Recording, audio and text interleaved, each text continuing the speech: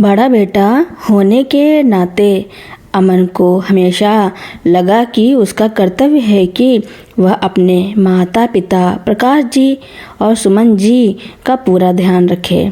शादी के बाद वह अपनी पत्नी प्रीति और माता पिता के साथ एक बड़े फ्लैट में रहता था। शुरुआत में सब ठीक था। प्रीति ने एक आदर्श बहू की छवि बनाई हुई थी, लेकिन जैसे जैसे समय बीता मेरे पति का घर है वाली सोच ने अपना रंग दिखाना शुरू कर दिया। एक शाम डिनर टेबल पर अमन के सामने प्रीति ने बात छेड़ी। देखो अमन, मम्मी पापा बहुत अच्छे हैं, लेकिन मैं भी अपने घर को अपने तरीके से चलाना चाहती हूँ। मैं थक जाती हूँ। क्यों ना हम अपना किचन और लिविंग एरिया अलग कर लें। थोड़ा प्राइवेसी रहेगी और झगड़े भी नहीं होंगे। तुम पापा मम्मी को समझा दो, उन्हें ऊपर का फ्लोर दे देते हैं। अमन जो अपनी नौकरी और बच्चों में उलझा रहता था, उसे यह बात तर्क संगत लगी। उसने सोचा, प्रीति इतनी मेहनत करती है, शायद वह सही कह रही है। अगले दिन अमन ने सहजता से अपने माता पिता से बात की। प्रकाश जी और सुमन जी को यह सुनकर बहुत दुख हुआ। उनके लिए घर का बंटवारा सिर्फ दीवारों का बंटवारा नहीं, बल्कि परिवार का बंटवारा था। सुमन जी ने उदास होकर कहा, बेटा हमने तो तुम्हें एक छत के नीचे रखने के लिए ही यह बड़ा घर बनाया था, अलग क्यों?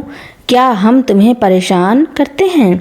अमन ने तुरंत अपनी पत्नी का पक्ष लिया। नहीं माँ, परेशान नहीं करते, बस प्रीति को थोड़ी आज़ादी चाहिए। आप ऊपर आराम से रहें, हम नीचे हैं। सिर्फ एक फ्लोर का फासला है, कोई दूर नहीं जा रहे। बेटे के शब्दों में प्रीति की आवाज़ साफ झलक रही थी। भारी मन से उन्होंने ऊपर के छोटे से फ्लोर पर जाना स्वीकार कर लिया। एक बार फ्लोर अलग हो जाने के बाद प्रीति ने घर पर अपनी सत्ता कायम करनी शुरू कर दी। उसने घर के आर्थिक नियंत्रण से लेकर घर में आने वाले मेहमानों तक हर चीज़ अपने हाथ में ले ली। एक दिन प्रकाश जी ने किसी धार्मिक आयोजन के लिए अपने कुछ पुराने दोस्तों को बुलाया। नीचे आते ही प्रीति ने उन्हें रोक लिया। पापा जी, क्या आप फिर से उन पुराने अंकल को बुला रहे हैं? मुझे उनकी बातें बिल्कुल पसंद नहीं है। यह मेरा घर है और यहाँ मेरी मर्जी चलेगी। अगर किसी को बुलाना है तो पहले मुझसे पूछिए। प्रकाश जी का सिर शर्म से झुक गया। उन्होंने अपनी बहू की आंखों में अधिकार का ठंडापन देखा। उन्हें लगा जैसे किसी ने उनके सीने पर चढ़कर उनके अधिकार छीन लिए हों। सुमन जी जब भी नीचे आती और पोते पोतियों के लिए कुछ बनाना चाहती तो प्रीति उन्हें टोक देती। मम्मी जी, अब आप आराम करो, किचन में साफ सफाई रहती है, आप उसे गंदा मत करो। और हाँ, बच्चों को बाहर का खाना कम खिलाओ, मैं देख लूँगी। सुमन जी चुपचाप पीछे हट जाती हैं। उन्हें अपने ही घर में एक अजनबी जैसा महसूस होने लगा था। उनका बेटा अमन सब कुछ देखता, पर प्रीति के प्यार और तर्कों में इतना उलझा था कि उसे अपनी माँ का दुख नहीं दिखता था। प्रीति हमेशा अमन से कहती, तुम्हारी माँ को छोटी छोटी बात पर ड्रामा करने की आदत है, तुम उनकी बातों पर ध्यान मत दो। अमन अपनी पत्नी की मीठी बातों में खोया रहता और माता पिता की उदासी को उनकी पुरानी सोच मानकर नज़रअंदाज कर देता। समय के साथ अमन और उसके माता पिता के बीच की भावनात्मक दूरी बढ़ने लगी। प्रीति ने यह सुनिश्चित किया कि अमन कभी भी अपने माता पिता के साथ अकेले में ज़्यादा समय न बिताए। जब भी अमन ऊपर जाता, प्रीति पीछे से आवाज़ लगाती, अमन बच्चों को होमवर्क करवाना है या जल्दी आना, मुझे तुमसे बात करनी है। धीरे धीरे अमन ने खुद ही ऊपर जाना कम कर दिया। जब भी वह अपने माता पिता से बात करता, वह थका हुआ या जल्दबाजी में लगता। प्रकाश जी और सुमन जी को एहसास होने लगा कि उनका बेटा अब सिर्फ प्रीति के साये में जीता है। एक रात सुमन जी की तबीयत थोड़ी खराब हो गई। प्रकाश जी घबरा कर नीचे आए और अमन को जगाया। बेटा जल्दी उठो, तुम्हारी माँ की तबीयत ठीक नहीं लग रही। अमन नींद में था, वह चिढ़कर उठा। प्रीति तुरंत कमरे से बाहर आई और मासूमियत का नाटक करते हुए बोली, अरे पापा जी, क्या हो गया? इतनी रात को क्यों परेशान कर रहे हैं? मम्मी ने कोई छोटी सी बात को बड़ा बना दिया होगा। आप एक पैरासीटामोल दे दो, ठीक हो जाएंगी। डॉक्टर को दिखाने की क्या ज़रूरत है? प्रीति की आवाज़ में ठंडक थी। अमन ने भी उसी लहजे में कहा, हाँ पापा, सुबह देखते हैं, इतनी रात को क्या ज़रूरत है? प्रकाश जी हैरान रह गए। जिस बेटे ने बचपन में एक बार बुखार आने पर रात भर जाग कर उनकी सेवा की थी, आज वह अपनी ही माँ के लिए इतनी बेरुखी दिखा रहा था। अगले कुछ महीनों में प्रकाश जी और सुमन जी ने महसूस किया कि वे अपने ही घर में कैद हो गए हैं। अमन उन्हें बेटा नहीं बल्कि एक अजनबी लगने लगा था। उनका बुढ़ापा उन्हें उतना नहीं तोड़ रहा था जितना बेटे का यह रवैया उन्हें कमज़ोर कर रहा था। उन्हें लग रहा था कि वे अमन की आज़ादी और प्रीति की खुशी के रास्ते में बोझ बन गए हैं। एक सुबह अमन के ऑफिस जाने से पहले सुमन जी ने उसे बुलाया। उन्होंने अमन की आंखों में देखा, पर उन्हें बस एक खालीपन दिखाई दिया। सुमन जी ने धीमे स्वर में कहा, बेटा, हमने तुम्हारे गांव वाले घर को ठीक करवा लिया है, अब हम वहीं रहने जा रहे हैं। अमन थोड़ा चौंक गया, लेकिन तुरंत ही प्रीति की दी हुई दलीलें उसके दिमाग में घूमने लगी। माँ, आप ठीक कह रही हैं, गांव में शांति रहेगी और आप लोग आराम से रह पाएंगे। आपको बदलते माहौल में रहने की क्या ज़रूरत है? प्रकाश जी और सुमन जी ने कोई विरोध नहीं किया। उन्होंने चुपचाप कुछ कपड़े और दवाइयाँ पैक की। जाने से पहले प्रकाश जी ने अमन के कंधे पर हाथ रखा, जो अब केवल परछाई बन चुका था। बेटा, खुश रहना, हम अब तुम्हें परेशान नहीं करेंगे। अमन ने उनकी बात को राहत भरी मुस्कान के साथ लिया और उन्हें स्टेशन तक छोड़ने की बात कही। जैसे ही वे चले गए, प्रीति ने घर में जीत की सांस ली। उसने लिविंग रूम में आते हुए कहा, देखा अमन, कितनी शांति हो गई है। अच्छा हुआ वे लोग चले गए, अब हम पूरी आज़ादी से जी सकते हैं। अमन ने सोफे पर बैठकर चारों ओर देखा। घर सच में शांत था। कोई रसोई में गुनगुना नहीं रहा था, कोई पूजा की घंटी नहीं बजा रही थी, ना कोई अखबार की आवाज़ थी। यह शांति नहीं बल्कि अकेलेपन का शोर था। उसे पहली बार लगा कि उसने अपने हाथों से खुशियाँ नहीं बल्कि अपने माता पिता को ही घर से बाहर कर दिया है। उस दिन उसे एहसास हुआ कि उसने घर में सुख सुविधा तो भर ली, पर उस घर से साया चला गया था। माता पिता के जाने के बाद शुरुआती कुछ दिन प्रीति के लिए किसी जश्न से कम नहीं थे। उसने घर को अपने मन मुताबिक सजाया, पार्टी रखी और अपनी पूरी आज़ादी का आनंद लिया। अमन ने भी शुरू में राहत महसूस की, लेकिन यह राहत जल्द ही एक गहरे सन्नाटे में बदल गई। घर अब शांत नहीं था, वह मृत था। अमन ऑफिस से लौटता तो उसे रसोई से आने वाली माँ के हाथों के खाने की खुशबू नहीं मिलती। रात को सोने जाता तो पिताजी की पुरानी कहानियों की गूंज नहीं होती, ना सुबह अखबार पढ़ने की हल्की खड़खड़ाहट। अब बस प्रीति की तेज़ आवाज़ में चल रहे टीवी शो और उसकी आदेशात्मक बातें ही थी। एक रात अमन को हल्का बुखार आया। वह बिस्तर पर पड़ा था, प्रीति ने दूर से आवाज़ लगाई, अमन, फ्रिज में दवाई रखी है, ले लो। मुझे अभी ऑफिस का काम ख़त्म करना है। बुखार में तड़पते हुए अमन को याद आया जब बचपन में उसे हल्का सा जुखाम भी होता था तो उसकी माँ सुमन जी रात भर जागकर उसके माथे पर पट्टी रखती थी, गरम सूप बनाती थी और एक पल के लिए भी उससे दूर नहीं होती थी। माँ की गर्माहट भरी देखभाल के सामने प्रीति का यह ठंडा तार्किक व्यवहार उसे चुभ गया। उसने धीमी आवाज़ में प्रीति को बुलाया। प्रीति आई, लेकिन उसके चेहरे पर चिढ़ थी। क्या है अमन, तुम छोटी छोटी बातों पर इतने बीमार क्यों पड़ जाते हो? तुम तो ऐसे नहीं थे। उसने अमन के माथे को बस छुआ और दूर हट गई। अमन ने आंखें बंद कर ली। उसे लगा यह बीमारी उसके शरीर की नहीं बल्कि रिश्तों की खोखलाहट की है। धीरे धीरे अमन को अपने घर का वास्तविक माहौल समझ आने लगा। प्रीति अब पहले से भी ज़्यादा नियंत्रणकारी हो गई थी।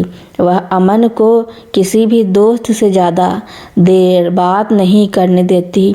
उसकी सैलरी की हर पाई पर उसका हिसाब होता और घर का हर नियम अटल था।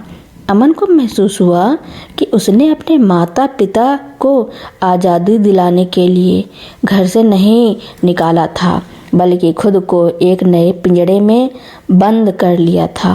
एक दिन ऑफिस में अमन के बॉस ने उसकी उदासी देखकर पूछा, अमन, तुम इतने गुमसुम क्यों रहते हो? तुम्हारे माता पिता कैसे हैं?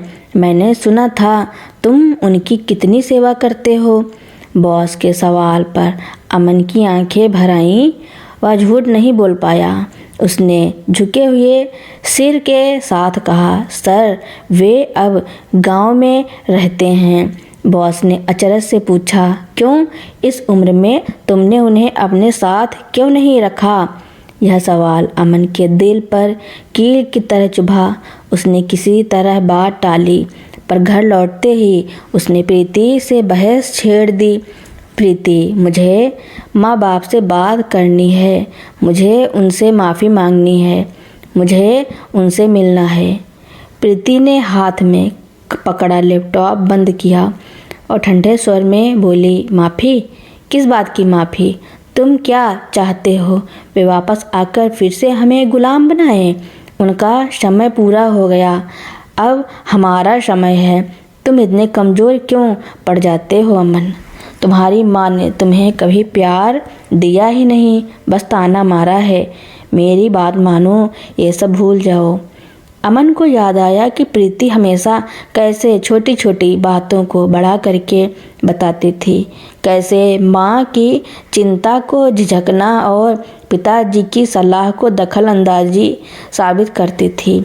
उसे एहसास हुआ कि उसने अपने माता पिता के प्रति प्रीति के झूठे अभिनय पर विश्वास किया था। तुमने अमन का गला रूंध गया। तुमने मुझे मेरे माँ बाप से दूर कर दिया। तुमने उनके खिलाफ मेरे कान भरे। वे बोझ नहीं थे, वे इस घर की रूह थे। और आज हम इस रूहानी घर में बस खाली शरीर बनकर रह गए हैं। प्रीति ने व्यंग से हंसते हुए कहा, तुम्हारी रूहानी बातें? अगर रूह की इतनी ही चिंता है तो जाओ, उनसे मिलो, लेकिन याद रखना, अगर वे इस घर में वापस आए तो मैं नहीं रहूँगी। अगले ही दिन अमन ने गांव जाने का निश्चय किया। उसने अपनी कार उठाई और बिना प्रीति को बताए अपने पुराने घर की ओर चल पड़ा। गांव पहुंचकर उसने देखा कि घर के दरवाजे पर ताला लगा है। पड़ोसियों ने बताया कि प्रकाश जी और सुमन जी को यहाँ आए हुए कई महीने हो गए थे, पर वे पिछले हफ्ते ही किसी तीर्थ यात्रा पर निकल गए हैं।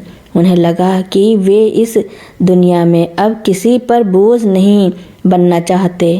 एक पड़ोसी ने कहा, आपके पिता जी ने जाते हुए कहा था, जिस बेटे ने अपना घर और परिवार तोड़ दिया वह दुनिया का बोझ क्यों बने। यह सुनकर अमन का कलेजा फट गया। उसे लगा माता पिता का शरीर भले ही यहाँ नहीं है, लेकिन उनकी टूटी हुई आत्मा की पुकार अब भी घर में गूंज रही है। उसने वहाँ बैठकर घंटों रोया। उसे अपने बचपन के दिन याद आए जब माँ के हाथों से बने पराठे खाकर वह स्कूल जाता था, जब पिताजी उसे साइकिल चलाना सिखाते थे। उसे याद आया जब उसने पहली बार नौकरी शुरू की थी तो पिताजी ने अपने दोस्तों के सामने कितनी गर्व से बताया था। वह रात वहीं गुजरी। सुबह वह उठा तो उसके मन में कोई दुविधा नहीं थी। वह तुरंत वापस शहर की ओर भागा। घर पहुंचकर उसने देखा प्रीति आराम से सोफे पर बैठी लैपटॉप पर काम कर रही थी।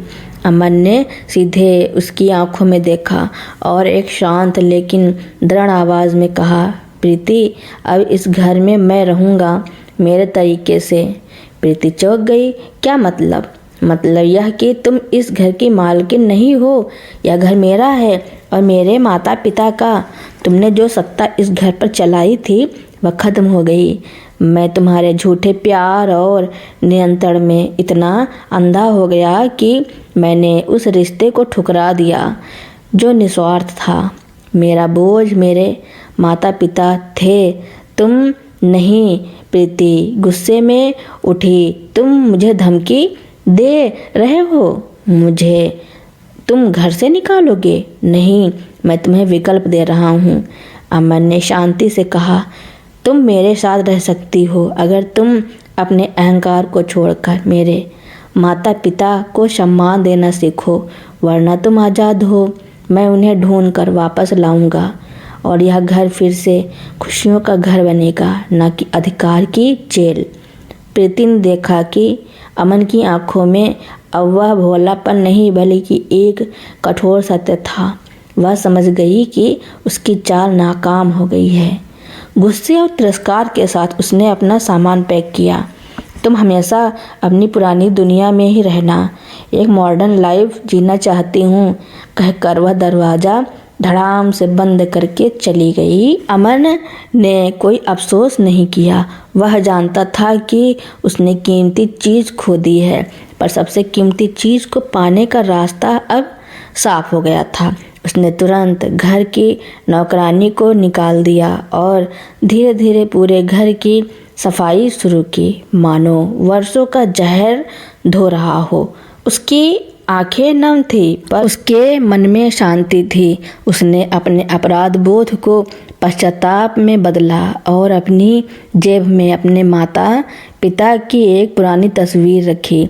अमन जानता था कि जिंदगी का बोझ तो अब शुरू हुआ है, पर इस बोझ को उठाते हुए वह अकेला नहीं था। वह जानता था कि माता पिता को ढूंढना मुश्किल होगा, पर वह तब तक नहीं रुकेगा जब तक उनके कदमों की आहट फिर से उसके घर में ना गूंज उठे। प्रीति के जाने के बाद अमन का घर तो खाली हो गया, लेकिन उसका उम्मीद मन से भर गया। उसने तुरंत अपने माता पिता की तलाश शुरू की। उसे पता था कि तीर्थ यात्रा पर वे कहाँ गए होंगे। यह पता लगाना मुश्किल है, लेकिन उसने हिम्मत नहीं हारी। सबसे पहले उसने गांव में अपने पड़ोसियों से बात की और उन सभी धार्मिक स्थलों के नाम पूछे जहां उसके माता पिता अक्सर जाने की योजना बनाते थे। उसने बैंक और पुराने रिश्तेदारों के माध्यम से यह जानने की कोशिश की कि वे कौन से संपर्क सूत्र इस्तेमाल कर रहे होंगे। तलाश में जुटे कई हफ्ते बीत गए। अमन ने ऑफिस से लंबी छुट्टी ले ली थी। वह अब घर पर एक जिम्मेदार बेटा बनने की कोशिश कर रहा था। भले ही उसके माता पिता वहाँ मौजूद नहीं थे, वह माँ की तरह रसोई को साफ रखता, पिताजी की तरह सुबह जल्दी उठता और उनकी पुरानी धार्मिक पुस्तकें पढ़ता, मानो उनके आशीर्वाद को महसूस कर रहा हो।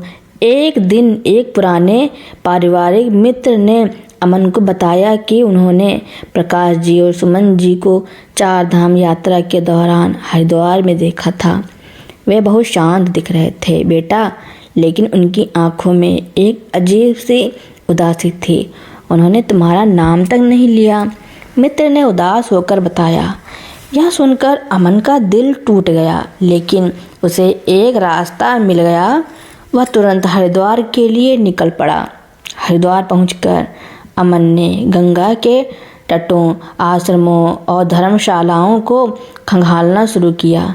हर नया चेहरा देखने पर उसके दिल की धड़कन बढ़ जाती, पर हर बार निराशा ही हाथ लगती। कई दिनों की खोजबीन के बाद एक शाम वह एक शांत घाट पर बैठा था। घाट पर कुछ बुजुर्ग लोग बैठकर भजन गा रहे थे। तभी उसकी नज़र दो परिचित आकृतियों पर पड़ी। एक महिला जिसके बाल पूरी तरह सफ़ेद थे और एक पुरुष जो गंगा के पानी में हाथ डाले शांत बैठा था।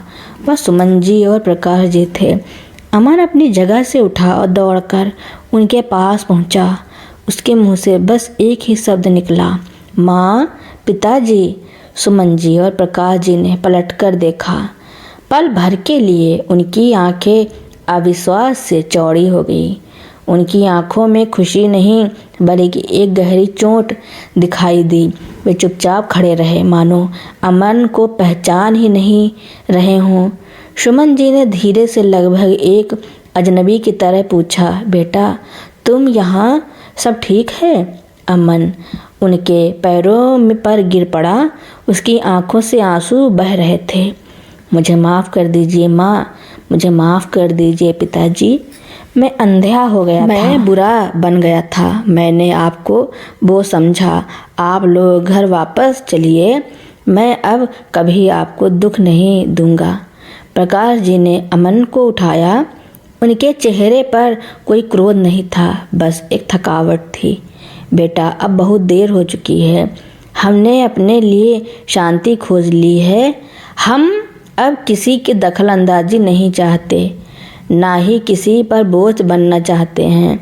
अमन ने गिड़गिड़ाते हुए कहा, मैं जानता हूँ पिताजी, मैंने बहुत बड़ी गलती की, लेकिन मैं अब बदल गया हूँ। प्रीति वह चली गई है। घर में अब शांति है, लेकिन खुशी नहीं है। यह घर आपके बिना अधूरा है। मेरा जीवन आपके बिना व्यर्थ है। सुमन जी ने अमन के आंसू पोंछे और कहा, बेटा हमने तुम्हें तुम्हारा घर दे दिया था। हमें अब कोई शिकायत नहीं है। तुम अपना जीवन जियो। अमन ने हार नहीं मानी। वह रात भर उनके पास बैठा रहा, उन्हें यह बताने के लिए कि उसने प्रीति को छोड़ क्यों दिया, कैसे उसे अपने माता पिता के मूल्य का एहसास हुआ। उसने उन्हें उस सन्नाटे के बारे में बताया जो उनके बिना घर में बस गया था। अगली सुबह प्रकाश जी और सुमन जी ने देखा कि अमन वाकई बदल गया है। उसके चेहरे पर अब वह लापरवाही नहीं थी, बल्कि एक गहरी विनम्रता और पश्चाताप था। प्रकाश जी ने गहरी सांस ली। ठीक है अमन, हम तुम्हारे साथ चलेंगे, पर एक शर्त है। क्या पिताजी? मैं कुछ भी करने को तैयार हूँ। इस घर में अब कोई अधिकार नहीं चलेगा, ना तुम्हारा ना किसी और का। घर प्यार से चलेगा, आदेश से नहीं, और हम तुम्हारे लिए बोझ नहीं बनेंगे। हम अपनी ज़िंदगी अपने तरीके से जिएंगे। मुझे मंजूर है पिताजी, अमन ने कहा। यह घर आपका है, आप जैसे चाहें वैसे जिएं। और इस तरह कुछ ही दिनों में प्रकाश जी और सुमन जी वापस अपने घर लौट आए। तो दोस्तों, मेरी कहानी सुनने के लिए आपका बहुत बहुत धन्यवाद। ऐसी ही कहानियाँ सुनने के लिए मेरे चैनल को लाइक, कमेंट, शेयर, सब्सक्राइब एवं बेल आइकन का बटन दबाना न भूलना, ताकि मेरी नई नई कहानियाँ आप तक पहले ही पहुँचती रहें।